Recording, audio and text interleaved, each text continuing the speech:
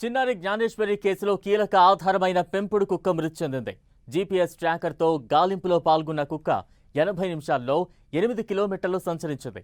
పలు ప్రాంతాల్లో తిరిగి ఇంటికి చేరిన కుక్క నిన్నటి నుంచి ఆహారం తీసుకోకపోవడంతో ఒక్కసారిగా కుప్పకూలి చనిపోయింది. మరోవైపు చిన్నారి జ్ఞానేశ్వరి ఆచూకీ కోసం పోలీసులు గాలింపు కొనసాగుతోంది.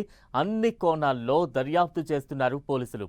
కాకినాడ జిల్లా తునిలో గత శనివారం నుంచి కనిపించకుండా పోయిన 2 ఏళ్ల చిన్నారి ఆచూకీ ఇప్పటివరకు లభించలేదు. తుని మండలంలోని దొండబాక పంచాయతీ సిహెచ్ అగ్రహారం సమీపంలో 50 ఎకరాల పామాయిల్ తోట కాపలాదారులుగా ఉంటున్న గణేష్ భవానీ దంపతుల కుమార్తె జ్ఞానేశ్వరి ఉన్నట్టుండే అదృశ్యమైంది. చిన్నారి తన కుక్క వెంట వెళ్లినట్లు సీసీటీవీ ఫుటేజ్లో కనిపించగా అదే రోజు తల్లిదండ్రులు పోలీసులకు ఫిర్యాదు చేశారు.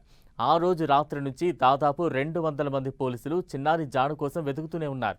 చుట్టూ అటవీ ప్రాంతం, కొండలు గుట్టలు ఉండటంతో ఆ ప్రాంతమంతా జల్లెడ పడుతున్నారు.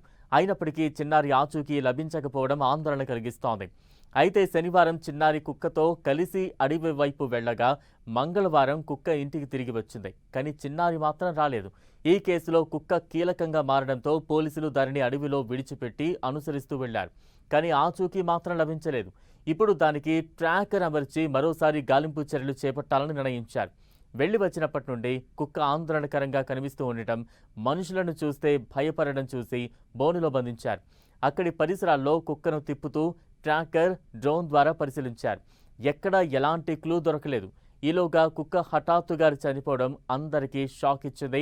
జ్ఞానేశ్వరి అదృశ్యమైన నాటి నుంచి కుక్క సరిగ్గా ఆహారం తినడం లేదని, చివరకు హఠాత్తుగా కుప్పకూలి చనిపోయిందని స్థానికులు చెబుతున్నారు. మరోవైపు తమ బిడ్డ ఏమైందో తెలియక జ్ఞానేశ్వరి తల్లిదండ్రులు కన్నీళ్లు పెట్టుకుంటున్నారు.